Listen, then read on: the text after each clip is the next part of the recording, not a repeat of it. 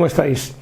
Hoy nos vamos a ir a un puerto muy conocido, nos lo han contado desde muchas maneras y quizás la película de hoy pues sea la mejor versión, o al menos la más comercial, la más cercana, la más vistosa del ataque japonés a Pearl Harbor.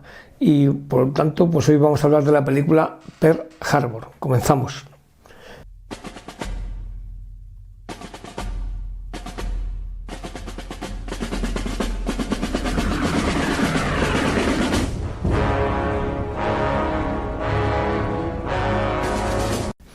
Pearl Harbor, una película del año 2001, es decir, de hace más de 20 años, dirigida por Michael Bay. Michael Bay era entonces un joven director que había hecho alguna película curiosa, como por ejemplo La Roca.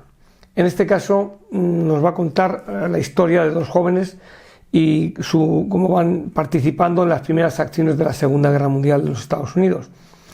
El protagonista principal de la película es Ben Affleck, un actor que aquí interpreta a Ralph McCauley, que es un piloto norteamericano. Le hemos visto a Ben Affleck en películas como Argo, que quizás sea la mejor que yo puedo destacar de él, ¿no? La que en un vídeo la comentaremos próximamente. Con él hay un gran amigo que es Josh Hartnett. Josh Hartnett es un actor que interpreta o da vida a Danny Walker, que es un amigo íntimo pues de este Rafe. Luego Danny y Rafe son dos amigos, son los dos pilotos y se van a ver inmersos en el ataque a Pearl Harbor. Hasta ahí. Pero hay más actores, actrices. Hay una actriz importante que es Kate Beckinsale, que es una actriz que va a interpretar a Evelyn Johnson. Bien, pues es una enfermera y aquí pues vamos a ver un grupo de pilotos, de jóvenes pilotos, alféreces, tenientes y un grupo de jóvenes enfermeras también en esas bases aéreas, en esa América, meses antes del diciembre del 1941, cuando el ataque japonés de Pearl Harbor provocó su entrada en la Segunda Guerra Mundial. También hay otros actores que hay que destacar. Está Alec Baldwin. Alec Baldwin va a interpretar al teniente coronel o general Doolittle, con una incursión que hablaremos de ella también. Hay actores que ya más maduros o talluditos, como John Boyd, que va a interpretar al propio presidente Franklin Delano Roosevelt, con una caracterización importante. Y luego también yo quiero destacar a dos más, que se les ve. Uno es un actor de color, que es Cuba Gooding Jr. Le hemos visto en una película con Robert De Niro, en el que hace de un buzo, el primer buzo de color norteamericano, y aquí es un cocinero de uno de los buques que luego va a ser condecorado por una medalla naval. No es destripar la película porque tiene muchas historias. Y luego hay otro que sale muy poquito, hay dos que salen menos, pero son importantes, que son Tom Sizemore, que es el que hace un poco de instructor del aeródromo. Le hemos visto también el sargento en Salvar al Soldado Ryan, y Dan Aykroyd, que es el que hace de operaciones de inteligencia. Hay que fijarse en el guión. Randall Wallace. Nos tiene que sonar porque si vemos el guión adaptado o el escritor de la película Cuando éramos soldados, vemos que está Randall Wallace por aquí también. Luego, periodistas, guionistas, escritores son muy parecidos. ¿De qué va Pearl Harbor? Pues ahora va de dos jóvenes. Empieza con unos jóvenes cuando son pequeños, en esa América rural y profunda, podríamos decir, antes de la depresión o inmediatamente después, y que viven en esa América, pero que tienen una pasión que es volar en los aviones. Claro, aquí nos parece un poco extraño, pero en los Estados Unidos creo que en aquella época, a los 11 años, ya podías pilotar un avión. Igual que pueden pilotar coches o conducir coches mucho antes que nosotros, en cambio tienen más restringida la bebida, y en cambio pues ya sabemos cómo está el tema de las armas. Quiere decir que hasta el más tonto tiene una pistola allí, ¿no? Luego, bueno, es una sociedad distinta a la nuestra, pero son dos amigos que viven en pleno campo, y acá pilotos del ejército. En ese momento hay una incipiente fuerza aérea, hay una incipiente fuerza naval, dentro de lo que es, pero hay pilotos que son fundamentalmente del ejército. Nos vamos a encontrar con una fotografía que es espectacular, con una puesta en escena que nos va a sorprender. No en vano está hecha en el 2001, que son 60 años después del ataque a Pearl Harbor, y que también vamos a ver cómo participan los japoneses, cómo van haciendo sus operaciones, cómo nos van contando cómo van haciendo inteligencia para saber cuántos barcos están en la bahía de Pearl Harbor. También nos muestran la estrategia norteamericana de sacar hacia afuera, de mover sus buques de guerra de la bahía, principalmente del puerto de San Diego, y sacarlos hacia afuera, hacia las islas Hawái. Es decir, para defender un poco más en la lejanía, ¿no? Bien, eso también está muy bien contado en la película, pero yo querría destacar que algo tiene esta película cuando la ves o la has vuelto a ver y te la ponen o te la echan por televisión y te sigues quedando. Salen unas chicas muy guapas, muy bien vestidas, muy elegantes. No, incluso sentimos cierta envidia porque hoy en día la gente va con el rollo este del casual, pues va todo el mundo hecho no digo en trazas, pero la gente va mucho menos arreglada. Ahí vemos que las enfermeras, las sanitarias, las doctoras van todas con una ropa, con un glamour. La palabra sería glamour de los años 40, ¿no? Los pilotos llevan esos uniformes y tal. Claro, luego cuando vas viendo te das cuenta que el departamento de vestuario tuvo que confeccionar más de 8.000 uniformes y trajes de la época. Pues claro, la película esta no sale así por Bobis Bobile, ¿no? Si comprásemos la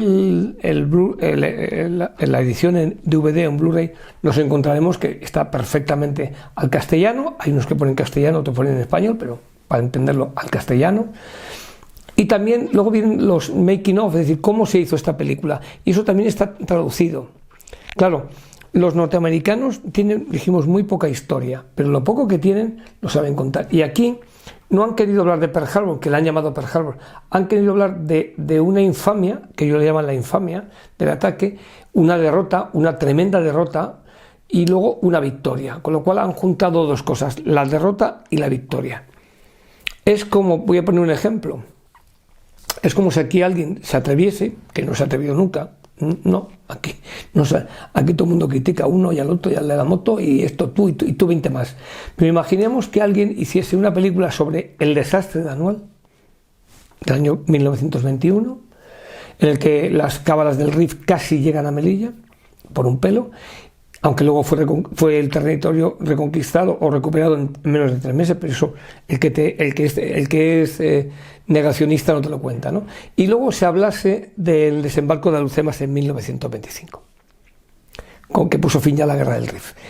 Entonces, si se hablase de esas dos cosas en una sola película, probablemente descubriríamos que aquello no estuvo tan mal. Otra cosa es que hubo cosas que estaban mal hechas, que los americanos sí saben contarlo y saben criticar la separación de poderes. Nos aparece el almirante que está jugando al golf a las 6 de la mañana y sale corriendo cuando le avisan que ataque inminente. O sea que no estaba, y saben criticar dentro de una mesura. Aquí seríamos incapaces, nos haríamos una película en la que en Anual los peines del fusil estaban con menos balas, que era verdad, que muchos se rindieron sin combatir, que era verdad, y a lo mejor no contaríamos que muchos que se habían rendido los mataron, o los machacaron, o los masacraron sin previo aviso, fruto de la crueldad de esas cávilas del RIF. Y a lo mejor tampoco se contará pues, que en el desembarco de Alhucemas 17.000 hombres desembarcaron. Entre ellos había gente, claro, había uno que se llamaba Franco y estaba en la Legión, con lo cual, o sea, olvídate ya. Todo lo que suena a Franco ni se menciona. El año que viene se cumplirán 100 años del desembarco de Alhucemas. No se hablará porque no interesa, porque a ver si mañana decimos que, yo qué sé, que a Franco le gustaba la cuajada con miel, pues automáticamente desaparecerán de venderse las cuajadas con miel, pues somos así de merluzos, ¿no? Una persona que murió hace más de casi 40 y tantos años, casi 50, yo qué sé. O sea, bueno, pues es lo que hacen los americanos. Ellos, eso para que tengamos claro el modelo, que el modelo norteamericano es muy buen modelo, porque ellos saben hacer de una derrota y luego una victoria, lo saben conjugar, saben poner historias, y si esas historias luego las saben llevar al cine, con buena fotografía. Porque claro, si escuchamos al director, nos cuenta que él lo que quería hacer en esta película era recrear no una historia, sino muchas historias.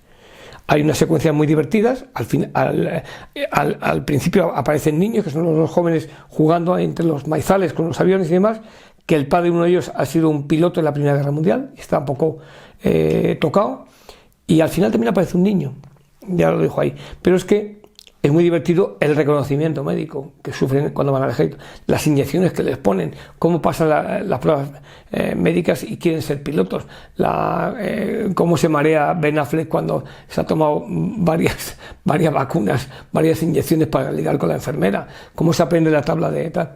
Es que solo hemos vivido mucho cuando ibas a hacer un reconocimiento médico porque querías ingresar en la academia, en la escuela de pilotos, en donde fuese. Entonces, decía, bueno, pues si me tengo que aprender a decir A, C, D, E, G, J, pues lo digo, ya está. Eso es de hace 40 años, de hace 80 y de hace 60. Es el junior, el chico que quiere ir al ejército, que quiere ser piloto y no quiere perder su sala. Eso está muy bien hecho. El ligoteo con las enfermeras también está muy bien hecho. Y cómo está el punto de vista de la mujer, que lo va contando desde su punto de vista. Está muy bien hecho todo el tema del hospital naval, la secuencia de los hospitales navales. Claro, si vemos la recreación que hicieron el productor, no me acuerdo el nombre, y el director Michael Bay, descubriremos que hicieron un pequeño corto de animación para mostrar cómo querían entrar en la bahía con los aviones y todo. Y se lo mostraron al Departamento de Defensa norteamericano. Con ello, ¿qué hicieron? Consiguieron precisamente que les permitiesen rodar en Pearl Harbor. El Departamento de Defensa norteamericano, como el de cualquier país, y creo que también el nuestro, ahí sí que somos iguales, si tú vas a hacer una película sobre el ejército en positivo, te dejarían. Si vas a hacerla en negativo, espérate que miraremos la legislación vigente. Pero aquí los convencieron y les dejaron todo el apoyo total. De hecho, rodaron en Pearl Harbor, que ahí está uno de los acorazados, que es el Arizona, que se habla mucho de él, porque ahí hay la friolera de 1.100 marineros que murieron bajo el casco. De hecho, creo que aún no sé si seguirá, pero hace 20 años cuando se hizo la película, aún salía combustible de ahí, de lo que hoy en día eso es un pecio que está ahí. Luego, es importante y que veamos que nos cuentan un desastre y una victoria, y que hay muchas historias entrelazadas. El comandante que está sangrando por aquí, que está a punto de morirse, y que la enfermera le pone el dedo y luego le va a cauterizar. Ese capellán que está dándole la solución a un soldado de color. Ese cocinero que es boxeador y que nunca ha podido tal, y que luego va a ser medalla naval. En cuanto a Pearl Harbor. Pero es que luego hay otra cosa, es que después de Pearl Harbor, el presidente norteamericano, que está muy bien hecho, John Boyd, se llega a levantar y dice la frase de que yo era antes muy arrogante y Dios me sentó en una silla de ruedas. Y pide a los militares algo que muchas veces yo reconozco que es difícil, porque hay mucho estereotipo militar está acostumbrado a no pensar, a obedecer, a lo que me digan. Y, oye, tú puedes crear algo. No, yo hacer una orden de operación, lo que quieras, pero inventarme es difícil. Entonces le pide que inventen. Hay muchos militares que no son capaces de inventar, solo son, yo sigo órdenes. Por eso Napoleón perdió en Waterloo, porque su jefe de caballería solo seguía órdenes. No pensaba más allá de que si oía un fragor podía intervenir. Tenía que cumplir la orden, no va a ser que me metan un cuerno. Entonces el presidente les pide que aunque sea un aguijonazo a Tokio, y deciden atacar Tokio. Hay varias películas que ya hablaremos de ella. Una de ellas es 30 segundos sobre Tokio, de Spencer Tracy, y hay otra que está metida aquí, que es el ataque de un teniente coronel del ejército de tierra, piloto, que está, pues, para lo que son los del sistema, más zumbado que la maraca de Machín, pero que es un tío que dice, bueno, pues me ha dicho que yo no vaya con la fuerza esta y voy a despegar. Inventan despegar desde portaaviones, llevando la velocidad del portaaviones, lógicamente, pero bombarderos que son pilotados por oficiales o por jefes o por mandos del ejército de tierra. ¿Qué pasa? Pues que tienen 150, 160 metros para despegar. Y si no despegan, se van al agua. Entonces eso está muy bien contado en la película, cómo le van quitando peso, porque claro, es un problema de velocidad, de peso y de potencia, son de esas tres cosas, ¿no? Entonces, ¿cómo consiguen? Y luego tienen otro problema, y es que, y eso sí que es verídico, tuvieron que despegar mucho antes de lo previsto, a más distancia de Tokio, porque fueron detectados, con lo cual, lo que era más o menos, estaba previsto que no pudiesen dar la vuelta, pero sí que aterrizasen en China, pues algunos aterrizaron en China. Creo que de los 60 volvieron 47, o sea que hubo 13 o 15 que murieron o que fueron detectados, y aquí, pues nuestros protagonistas también están aquí. Eso es importante contarlo porque hay como dos películas. La película que se produce dura hasta el ataque de Pearl Harbor y la que se produce después del ataque de Pearl Harbor. En medio hay una muy buena recreación de esa escuadrilla Águila que mandaron bajo cuerda los norteamericanos con pilotos voluntarios para combatir en lo que sería en la batalla de Inglaterra en los siglos o posteriormente en los siglos de Inglaterra junto a la RAF, que es la Real Fuerza Aérea Británica o la Fuerza Aérea Británica. Una película que tiene muchas historias, que tiene una gran fotografía, que tiene una música muy bonita, que tiene una perfecta, yo diría, factura, que es espectacular. Los bombardeos son espectaculares, cómo los hicieron, cómo rodaron todo esto, merece la pena. Justo un año, que es el año en el que se está rodando Hermanos de Sangre por un sitio, por otro lado se va a rodar posteriormente Cuando éramos soldados, es decir, hay un revival, un resurgir del cine bélico. Y esta película, repito, tiene mucho de anuncios casi de dentífrico, porque salen los dientes que son perfectos, la sonriendo la enfermera y tal, y muy cariñosa y muy hasta, puede pensarse que es hasta ñoña la película, pero tiene una carga emotiva importante. Si veis las escenas del rodaje, posteriormente todos los actores fueron